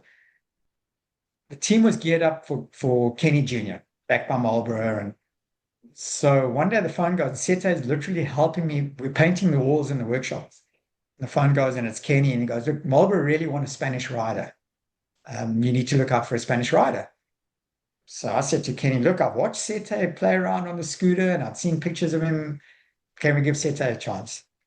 And that was Sete Gibernau's, from painting the walls at the workshop, helping me find premises and all that kind of stuff. Next thing, he was taking his painting coveralls off and going down to the local Garibaldi leathers to get measured for a set of Marlboro leathers, So heck of a story there. Favorite race bike? Obviously the 500. I mean that I could sit on that thing in the garage, no matter what. You just sit on that motorbike, and it was remarkable. But besides that, probably my 1985 Honda RS 250. Loved that thing. Really, really enjoyed that bike. But I mean, it goes without saying that 500, it was so, so special. Yeah. I mean, just the sound of that thing, just, you blip the throttle. It's so special. But going back to John Kaczynski, he followed me at Laguna, and going back to the sound of those 500s, he goes, no, you're going really good, but he says, man, you got to jump on the cat's tail, And I go, what do you mean? You got to, he says, you got to make that thing go. And I remember saying to him, John, well, my cat feels like a lion at the moment. Yours might feel like it, but I feel like I'm riding a lion. But no, just the sound those things made, so can't beat it. Yeah, it was from 80 horsepower to 160 horsepower, like 2000 RPMs or something like that. Yeah, it hit hard. But I mean, they were really tractable. For an average person, you could ride a 500 around a racetrack, just bob, bob, bob, very easily. But yeah, once it hit that power band, it was a different beast, for sure. Were you able to keep it in the power band at all times, or did you always have to deal with that slingshot effect? No, you try and keep it up there for sure. Honestly, if I would be lying if I think it was about probably 9,000. The thing used to start hitting hard, but yeah, maybe I do have a bit of a racing story. That GNF at Road America, we used to come down the gravity cavity and up over under the bridge. And the one that thing stepped out on me, Peter, it stepped out, and I kind of saved it. And so we were out there. That used to be televised. So I'm watching the race with Kenny during the week. Sorry, guys, I'm going to use some language now because it wouldn't be right if I didn't say it the way Kenny said it wouldn't come right. But No so worries. I'm more brave that I'm more happy with myself that I'd saved this big slide. Kenny goes, "What you doing, you pussy? Why did you shut off? You should have just kept the thing on the power." So yeah, that's what I said. The difference between us and them, they could make the bike, and I'm talking about Wayne and doing, they could really make the bike react to them, whereas I kind of was still more reacting to what the bike did. So yeah, but no, you had to keep that thing on the boil for sure. And then after it's all said and done, you turn into Cam's dad, right? And Mhm. now you're on the sidelines, or you're the team manager or the crew chief, and you watch Cam start his racing career. What kind of advice did you give him? I mean, yeah, that was a tough one because I got some advice when Cam was about 16, 17, where a guy said to me, a father's job is to say good luck and well done. And that's the way my dad was with me. I could finish stone last. Did you have fun? Yeah, Dad, I'm not, I was just riding a motorcycle. I loved it. So I tried very hard not to get too involved in Cam's racing, but he's probably one of the most naturally talented. And I've worked with guys, Wayne Rainey, all of them. So I honestly, from the bottom of my heart, believe that Cam's probably one of the most naturally talented guys I've ever seen on a motorcycle. If you watch him on motocross bike, supermoto, no matter what he rides. Um, but my younger brother was the same way, incredible talent. It's one of those things where generally guys with a lot of talent don't have to work quite as hard when they're young. So they do need a little bit of pushing later on in life. Um, but for the most part, I just try to be Cam's dad. Good luck and well done. Try to guide him as best as I can. And for sure, coming to America was a big deal. It was definitely double-edged. I wanted to try and give my kids a better life, and I thought America was the place, and I still believe that, obviously. So we had some options for him to maybe go and race in Europe, but I was trying to look beyond racing for him too. And yeah, it was a big leap. Sold up everything in South Africa, came over here, and he struggled a bit that first year. Honestly, it was like I was watching him going, this is not the kid that I know. I knew that he was capable of more, and nothing really fell into place for him. He struggled a lot of the stuff. Just the second year he rode for John Ulrich and had a much better year. Third year he was done. 2017, Aussie Dave was trying to help us, but I really didn't have much left to help with. So um, later on, whenever it was, a couple of years ago, although I was working for other teams, I would watch Cam on that beautiful Attack Yamaha racing with Petrucci and Baz and Jake and all those guys, and going, boy, it's special. Yeah, so really, really proud of what he's achieved, honestly. Yeah, he was the teammate of the most dominant guy in recent history Mhm. in Yeah. MotoAmerica, and he gave him a Honestly, tough time. he did. And with some adversity, Cam hurt his wrist pretty badly the second year on the attack bike. The first, it might have been the first race of the year or second race of the year at Barber. The team had stayed on to do some testing on Monday, and he had a mechanical failure that hurt him pretty bad. So he really struggled with his wrist.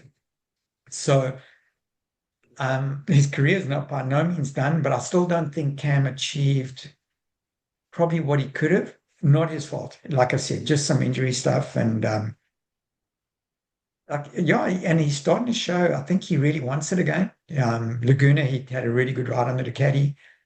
He's got Or some good people yeah, behind him again. I Yeah. think he banged with Hayes at the beginning, went In down the to first race, 10. yeah, and then Yeah, he got second on Sunday. yeah. But he came from a long way back on Saturday, set the quickest lap of the race, so it's been I don't want to say bittersweet because I do know that under some slightly different circumstances, yeah, I think he could have possibly been a champion. Yeah. Well, last year at going into Sunday at Laguna, he was 2 points out of the lead, so and then the clutch broke on Sunday at Laguna, and then Mid-Ohio, he had a disaster. So, yeah, like I said, I truly believe he's one of the most talented guys I've ever seen on a motorcycle. You saw him bang with Petrucci and Baz and everyone else. And those guys, when they came back to Europe, they're winning World Superbike. Getting on the podium. Yeah. Exactly right. Yeah. Yep, yep. Did you ever say, hey Cam, let's go to Europe? It seems, it seems a little easier over there. No, not really, because it might be easier for those guys to go back home. They're just more familiar with the tracks. And I'd rate Jake Gagne so highly, So when he went to Portimao, it was a bit of a struggle for him. But then you look at the guys from BSB, the recent guys from BSB, Bradley Ray, he struggled. Taryn McKenzie struggled, So I think you've almost got to grow up in that environment and in that paddock. The home I think it's advantage. very, yeah, I think it's very hard to just show up there anymore. And, here I am now. Jake Gagne rode for Honda. You remember he took Nicky Hayden's ride on the Honda. And I know it was a struggle for him because the team, once again, wouldn't really make changes for him. And this is the way we set these things up. And this is what the data says. And towards the end of the year, they started setting the bike up for him. And then Honda was not competitive that year by any means. But Leon Cameo was his teammate. And Jake started really giving it to Leon towards the end of the year and Argentina. And I can't, the last year, the rest of the year was Qatar or one of those. And he started doing well, So I look at Garrett Gerloff, once again, I think Garrett got really affected by what happened between him and Toprak when Toprak was going for the World Championship. But I still believe that Garrett on a really good bike, Toprak's exceptional. Take him out the picture. Bulliger is probably slightly next level, but I firmly believe that Garrett can finish top three in that championship on the right bike. Isn't Toprak going to MotoGP? There were those talks of, Yep. Yeah, he's Yeah. going to Pramac Yamaha, I believe. Yep. Hmm. Yeah. Yeah. Talking to racers, American racers who went there, I mean, there's several things. You're competing with guys who are born on these tracks. They've been riding on them since they're 3 years old. The team chemistry, you're dealing with a Spanish team or an Italian team, and they have a culture in a certain way, and it's a different chemistry than your rivals. And the support system is not there too. I mean, over there, your rivals have their families and their fans and their friends, and Listen, everything is nearby. And yeah. over here, you're kind of, But I lonely tell you, and I've traveled away. the world enough. I've traveled the world enough to know that local guys on their tracks in their countries are hard to beat. And once again, in South Africa, we had some top names come and race: Ron Haslam, Joey Dunlop, Mick Doohan, Doug Poland, Fred Merkel, all those guys come and race in South Africa, and they struggled. Honestly, they struggled. Within Kenya, I went to work in Southeast Asia. We ran a team in Southeast Asia. Now, whether this sounds kind of almost condescending, but before I went to Malaysia, it was like, these Malaysians, they probably don't know how to ride motorcycles. I figured out Mhm. pretty quick. Those guys on their tracks, on their motorcycles, were really quick. So, and it's the same in America. You can bring anybody in the world. I think this the way that Bobby Fong rode at Laguna last week, and I work with JD. JD's on a stock 1,000 bike, but I remember leaving there thinking, I think you can bring any guy from anywhere in the world on that day, on that bike, on that racetrack, they're not going to beat them. And that's all we can ask. yeah, they know where the potholes are on the racetrack. They know where the the Just, lines are. yeah, yeah. Yeah, it's the home advantage. Mhm. Yep. Having said that, the European scene, it it it is it's exploded. I mean, and I truly believe that Kenny had a lot to do with that. Through some Spanish guys, Jaime Aguasari, who was the editor of Solo Moto magazine, they made a real conscious decision in early 90s, like they've got to promote racing in Spain. They want to create heroes, which they thought would benefit the local market, just bike sales in general.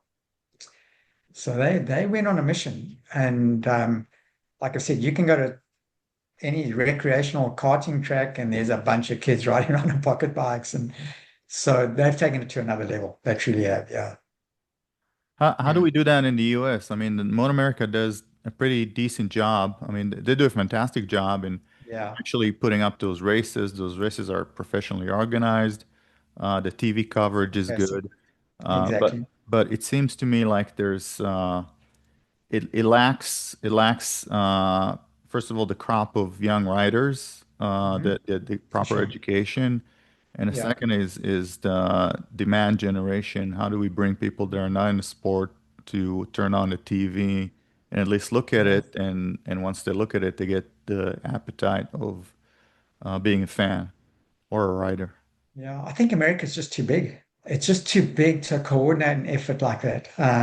Like I've said, in Spain, there was a conscious decision. Guys were like, okay, the Catalonia government, it was, the region in Spain, like they sponsored Kenny because they wanted to create local heroes, but it's a small little region, so um, America's just too big to coordinate any kind of effort like that. Somehow we need to concentrate maybe in one area in America, and I don't know how we do that. Um, Going back to South Africa, Cam's generation, the Binder brothers, Brad and Darren Binder and Matthew Scholz, and they were a product of a development scene whereby, they had what they call Northern Regions Racing, would put on these clinics. They would have 3-day clinics where these kids would go to the racetrack for 3 days, stay at the track. They would get taught media, social media stuff, how to deal with media on track. So all the older guys would go there, and Sheridan Moraes, who raced in America a little bit, and they would go and instruct these kids. Cam was a little bit older at that stage, but there was a concerted effort, and through that came the Binder brothers and Cam and Matthew Scholz, and there's some other guys racing in Europe, some South African kids making names for themselves. A little kid in Moto3 called Ruche Woodley, who's starting to do pretty good. So I wish I had an answer for you, but it's almost like a helpless feeling, like America's just too big to coordinate concerted effort. And like you said, America and Moto Seems- America are doing their best. They really are. Yeah. yeah. I mean, it seems motocross is more successful, and I have a feeling. I mean, Americans like a huge spectacle, Mhm. and if it's not flamboyant and extreme, road racing is. I would argue the accidents are as epic as NASCAR, but I don't know that we've created. You said it correctly, I think, Robbie, the characters and the personalities and the heroes. I mean, like, there's people worship Marquez in Spain. They probably hate him in Italy, but they're heroes. They have a Yeah. figure that transcends the Right. sport. And here it's very tame. And maybe it's advertising. Maybe mainstream brands need to pick them up and promote them, but it's just nobody knows them outside of the motorcycle community. Well, going back to my era with Kenny, and I remember going to Lodi in which is where Kenny grew up. Kenny Roberts grew up racing flat track. So we went to Lodi 1992 for a local race.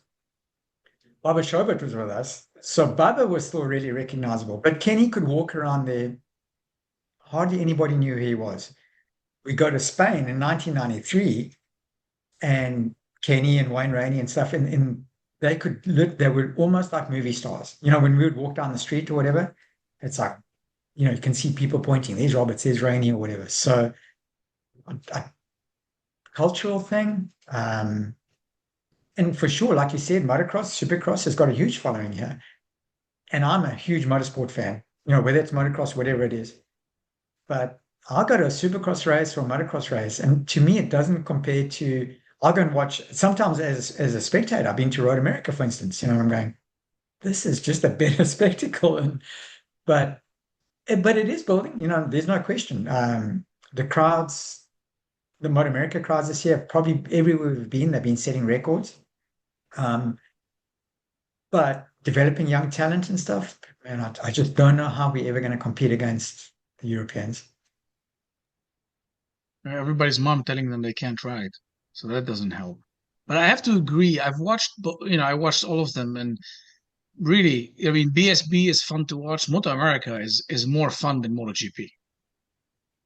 Agree. Yeah. Well, I'm obviously biased because although I'm a foreigner, I've always been pro-America since I was a kid, for whatever reason. The Stars and Stripes, so um, I believe we've got a good scene going here. But once again, I'm just not too sure where our next lot of talent's coming from. Having said that, there's a whole bunch of kids. Mikey Sanchez from Texas, there's a whole bunch of kids racing in different series, Italy and Spain and stuff. So yeah, hopefully we get some representation on the world stage pretty quick. I Yeah. think a big part of it was the Speed Channel, if you remember that in the 90s.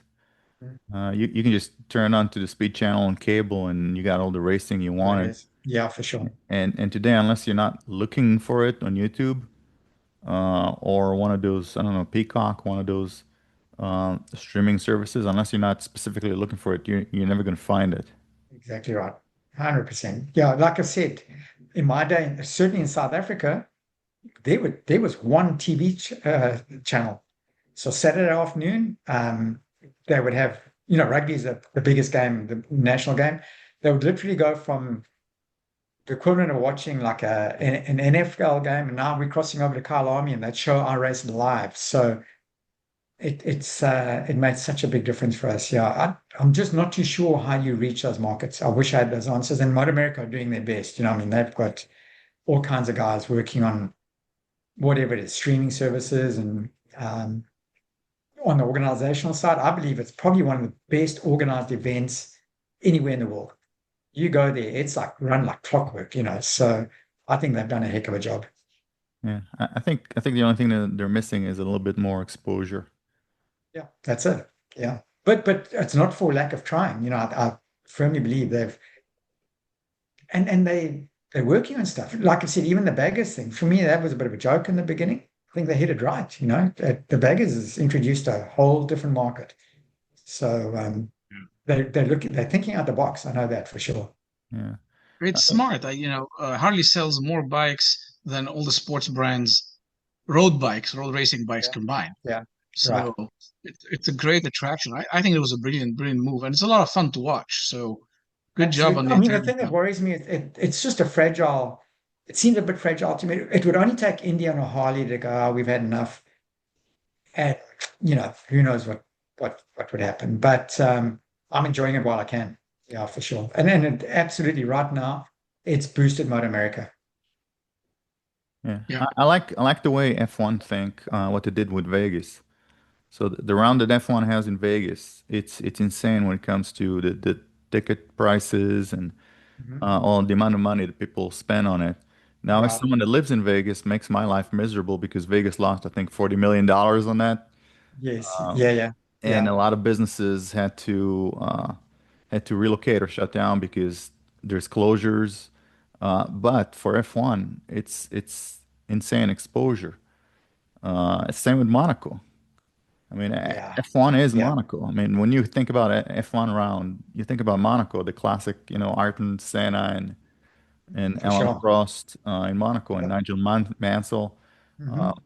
so I think what MotoAmerica is missing is bring your action a little bit closer, uh, so people can see Yeah. it. Yeah. No, I'm with you on that. And like I said, I lost a brother racing because of unsafe tracks. But when these tracks became so safe with so much runoff, I was going, I think we're removing the spectators from that action, that feel, too far removed. It's just natural. The further away you are from something, the slower it looks and the more mellow. Yeah, I'm with you on that. No, there's a trade-off. Man, we can't have dangerous tracks, obviously, but yeah, I think modern day racetracks, and man, I'll watch because I'm a fan. I watch stuff from the 60s and 70s, and those people used to be lined up on the side of the track, and there were hundreds of thousands of spectators. certain racetracks anyway, So Yeah, there was an accident I remember with 80 people killed, a car race. Oh, yeah.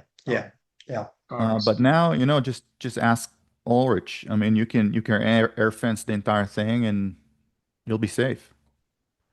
Runoffs. Well, I mean, you yeah, can I mean, do. John's obviously made that a mission in his life. I'm not sure it was because of Bruce Hammer maybe or something, but yeah, John that's one of his missions, no question. Yeah. Yeah. Yeah. The hard part is how do you get kids also into this career line when right now it doesn't pay great as a career choice. So people are pushing Yeah. them to be programmers. Well, Being a programmer exactly also right. doesn't pay So, well. and I'm a classic example of, I kind of knew better anyway, but it's like, okay, I've got X amount of money and I'm going to put that into my kid, and you've got all these stars in your eyes.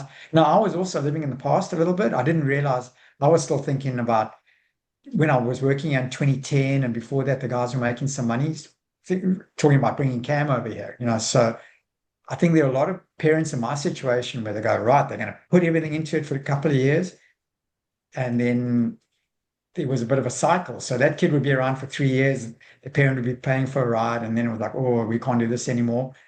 And then the next crop would come through. But I think a lot more parents, it's becoming like, oh, hang on, there's no real character. It's where are we going to make some money out of this? So there's no question that we somehow the riders need to start making more money. And I don't know what the answer to that is either. I don't know how we generate that. It's viewing No, that's eyeballs a like tough. like everything. So the more people look at those races, the more sponsors are going to be, the more people are going to get paid. And that's, there's no Yeah, secret to and that. I think the market had a lot to do with it. The sports bike market was big. I think in when the Milan Spies era, and then obviously sales just took sport bike sales in general took a that big dive. So I think it's market related as well. And you know the whole 2008 2009 crash. I'm not sure. It just seemed like it took us a lot longer to recover from that. Yeah, that was Yeah, almost bike a sales haven't depression. picked up. I mean, essentially that's it. But bike sales pick up, there's interest, people watch, the manufacturers Yeah. pour more money in the sport and sponsorship. I was talking to Andy when it was last year, I think we talked to him or even before. But the glimmer of hope, and actually I see it around the neighborhood even, is little electric bikes. There seems to be a lot more acceptable to moms and parents these days to have their Yeah. kids on little electric bikes. They're on two wheels, they're going fast. And Yeah. so hopefully that eventually will get people into at some point saying, well, okay, I'm a little older. I want to get farther than a neighborhood. Let me get a gas bike. Or maybe MotoAmerica needs to create an electric bike, small Whatever. Yeah. bikes. No, 100%. And I think it's even deeper than that. So, my daughter's involved with a company, motorsport.reg. They're involved in like signups, So she Yes. says she was saying even the Stay Sick sort of introduction of all those little kids' bikes, I think the AMA membership might have grown through all of that. So there's hope. And talking to some friends of mine who have got dealerships in Colorado and stuff, they're going, the sport bike market is definitely starting to, I don't want to say boom, but take off a little bit. So there's a Oh, glimmer of hope nice. from there. Yeah. Yeah. So maybe these Yeah, boys can start making some money soon before Cam that gives would be up. nice. Yeah. That would be. I Yeah. mean, yeah, and I think if they promote any of these things, like I've seen races on electric scooters with people in full gear and helmets, and they're a blast to watch because these people are insane. Exactly. But you can do something fun, and then the Yeah. kids who ride those will go, look, oh, we're on TV and our sports on TV. And what's 100%. the next Yeah. level up? Oh, 600 or 300. Yeah. Yeah. Yeah. Yeah. Mm. So no, I think there's a glimmer of hope. And like I said, for me, MotoAmerica couldn't have done a better job of what they've done, given some certain constraints and stuff. I think they've done a heck of a job, eh? Yeah. Yeah. Yeah. And there's some nice things going on. I mean, there's more bikes in movies now. Recently, I've noticed like the last 5 years, Keanu's playing a big role in, people who follow him For are like, sure. oh, he loves Yeah. bike. He's very passionate about the sport. Yep. So hopefully things will line up Yep. Yep. because there's nothing like the feeling of riding a bike people miss out on, and you Once can't do that again, anywhere else. just talking from personal experience, I hadn't been on a track for so long, and riding a CBR 500 at Mid-Ohio this last couple of days I'm just riding around there saying, thank you, Lord. You know what I mean? Seriously, there's just no feeling like it, you know. Yeah. And I probably wouldn't want to ride anything bigger than a CBR 500 if I'm perfectly honest, but just had the time of my life. And so yeah, there's no feeling like it. Oh, they're a lot of fun. I had a buddy who used to race kind of F4 and open cockpit type of car. That's how he grew up. Eventually Mhm. switched to motorcycle racing. And I asked him point blank, he's like, it's a different dimension. It's so much more fun, so much more challenging on a bike. I mean, they're both very, very difficult sports, Yeah. but you're so much more involved physically and you're outside. So Yeah. you're feeling the air and you're enjoying it. And it's just he said, I will never go back. This is the most fun I've ever had. Yeah. I raced a car one time in my life in Zimbabwe.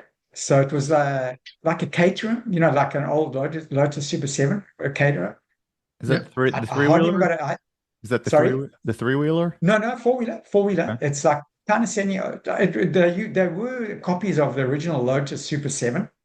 So a friend of mine goes, "Come on, you got to come have a race," you know. So I jump in this thing, and before I go out, all these car guys are going, this thing's got two wheels too many for you, and yeah, no. So I got, and I had a big crash, put this thing into a wall, and took off one side of it. The whole two wheels were literally gone. So I walk back to the pits and I go, well, it hasn't got two wheels too many anymore because there were only two left on the car. So yeah, that was my one and only. That was one and done. Yeah. Ross is doing great car racing. He just won last week. Yeah, yeah. I mean, that guy's passion for motorsport is remarkable to me. You know, it's just it's one thing I really appreciate about him is his passion is just crazy. Like for as long as he's done it, and I tell people I complain about packing a bag. You know, every week we're packing a bag to go somewhere. Imagine his life. You know, it's just, and I know he flies private, first class, and all that kind of stuff, but it's still booking into a hotel and sleeping in a different bed every night. And I don't know how he hasn't walked away from it. So just unreal passion. Yeah, that's tough. He's addicted. So speaking of which, like favorite MotoGP racer, I guess separate old time favorite Yeah, you're to right. current Yeah. racers. And I wouldn't say Marquez if you want that episode to air. Well, We'll Nabil, allow it. I mean, We'll allow it. He's on the Ducati. We'll allow it. Nabil doesn't like him very much. no, but well, I'll tell you, you can press the red button. But no, obviously going back, I mean, I grew up in an era where I followed all these guys. Mike Hellwood was obviously my first guy, you know. Then the South Africans who came along, Cork Ballington, John Eckrold, Kenny, absolutely. And then getting to ride with Kenny, the stuff that guy could do on a motorcycle, I truly believe in my heart he was the best of all time. Maybe he hasn't had the most wins and all that kind of stuff, but I honestly believe he was the best of all time. Yeah. Um, and then the whole crop, you know, I think the most underrated, if that's the right word, is probably Eddie Lawson. I was a huge fan of Wayne, still a huge fan of Wayne Rainey. I think he was remarkable. I don't think Eddie gets quite the credit for being as good as he really was. But yeah, we unfortunately we are going to arm wrestle now because I just think Mark Marquez is remarkable. You know, I think he's so special. Yeah. Now, you know, there's a obviously a Marquez Rossi camp, and you know, I think Rossi was the best thing that the sport's ever had. So Kenny, I believe, was the best rider that the sport's ever had.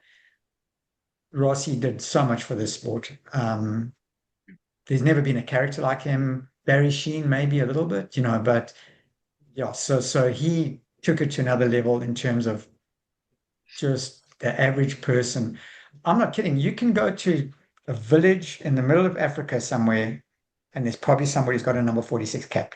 So, but in terms of just, and it went back to the first time Marquez got on the podium, I think it was Silverstone, maybe when he was like 15 years old on that 125. And if you look at photos from those days, him and Cam have got a little bit of they kind of look a little bit similar. So I just looked at this little kid standing, he may be 2 years older than Cam. I said, man, he looks like Cam, you know, and had this big cheesy grin. And so I became a fan ever since then. Now, on the Moto2, there's no question he did some dubious stuff on passing. I hated the way he would pass guard and just kind of push, you know, like push him off the track. But yeah, I am a big fan of Marc Marquez, honestly. But I don't know if there's a need to be either a Rossi or a Marquez fan. I just appreciate what Rossi did for the sport, but and what Marquez has done is mind-boggling to me. And still is doing. Yeah, So he's an sorry, incredible. Nabil. No, I mean, look, I'll admit it. I'm a great admirer of his level of talent. I just think personally, I didn't think he was a great guy. But Well, so same deal. Like I remember Indianapolis, and my daughter she was in love with Marc Marquez. So there's another reason. But when we went to India, 2015, maybe it was. So Thursday was like setup day. And there's Marquez walking. He's got his backpack on, just high-fiving everybody. I just thought, man, I really like the way he went about stuff, So I don't know him from a bar or so. But and once again, thank God we've all got different people that we kind of support, But I just appreciate all of them. Having said that, I'm a huge Marc Marquez fan, so sorry about that. Yeah. no, it's great. But funny enough about Rossi, I just saw a picture yesterday, I think, of Jorge Lorenzo being interviewed and then walking away from the hotel. I think he's going to catch a flight or something, and his roller bag has a big 46 on it. Is that right? Sheesh, yeah, that's crazy. Well, Rossi merchandise. hopefully one day we see Rossi wearing a number 93 and we see Marquez wearing a number 46. I don't think it's going to happen, but yeah, I don't think it will. nah, No, nah, I don't think it will happen. nah. I saw a video the other day of Rossi standing at the side of the track in one of the races, and Marquez is crashing, and Rossi is just jumping up and down, going like, "Yeah!" Yeah, that made the rounds actually. I think it's becoming Yeah, a meme. yeah, I did see that. Yeah, but Yeah. no, it's and you know, there's a little bit of a new crop coming along, so keeping an eye on a couple of the kids and Cam, myself, and my daughter Shay, we talk about all the Moto3 and Moto2 kids, and my daughter's a big Alonso fan, so I'm hoping he's going to come along one day. But yeah, I think the sport is incredible right now. Like I've said, to me, these are the good old days. There's never been a time like this in every class. Moto3, Moto2, MotoGP, I think is the best it's ever been. What are you working on right now? So I work with Real Steel Honda. It's a team that we've got official Honda backing for trying to venture back into superbikes in MotoAmerica. So Hayden Gillim is riding the superbike. I work more with JD Beach on the Stock 1000. And I also work for Danny Walker at American Supercamp. So kind of juggle the two. But my main job is working for Real Steel Honda on the race team. Yeah, it's been oof, a challenge, So just trying to build a superbike is not easy. So Mark Young is our technical director. Um, the ridge looked really good for Hayden. In practice he was going. The race didn't work out quite as good because he got ran off the first race and then had some issues. But Laguna was disappointing. So yeah, just our goal is to try and get Honda back up on the podium somehow in MotoAmerica Superbike. And like I said, JD's riding Stock 1000. We had a really good Laguna. So yeah, having a great time. And then get to ride TTR 125s around flat track with my messed up shoulder, and it's unreal because I get to ride with JD and Dallas Daniels and all those hotshot flat track guys and Cam once in a while. So yeah, I still get to run it in there with us with the top flat track guys. Chris Carr once in a blue moon. So yeah, it's awesome. And then the last JD is question, mad unless on that track bike. I had the pleasure of riding with him once at Josh Hayes' house, and I mean he will turn with the bike almost horizontal. I mean, it's a higher lean angle than you get on MotoGP on these bikes, and I'm like, how is that bike still For sure, standing yeah. up and going? Yeah, honestly, yeah. And then that's where I don't mind bragging a little bit, but I don't believe there's anybody in this country who can ride a bike like Cam, those TTR 125s.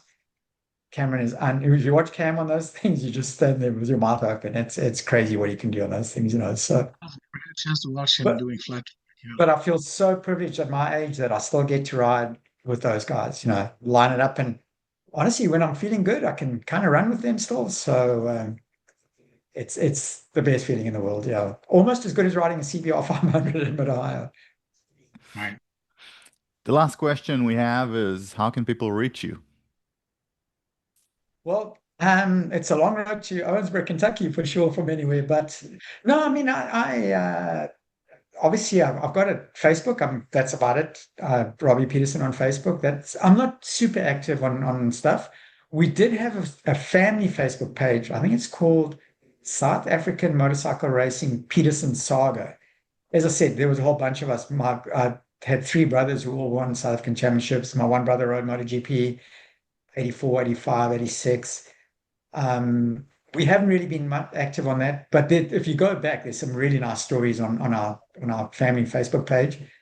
So, like I said, I'm not super active, and more just these days, like I've said, it's more Cam Peterson's dad.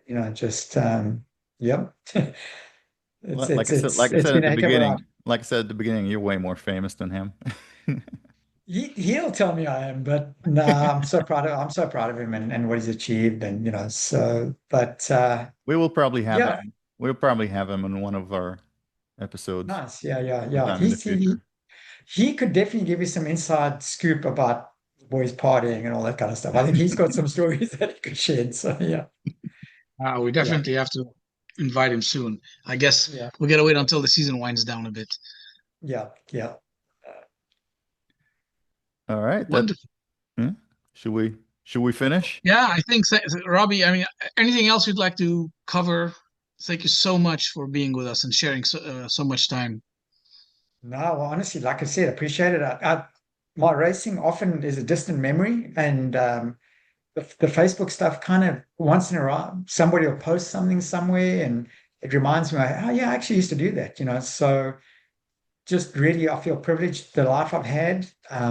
Like I've said, the little boy growing up in Africa and achieving some of my goals and ending up, you know, living in America and what this country's offered me and my family. Just it's been a heck of a journey, and it's not over. I'm going to keep striving I want to stay in this industry and work with some more young riders and having a great time working with JD this year, and not going to stop anytime soon. It's keeping me young for sure.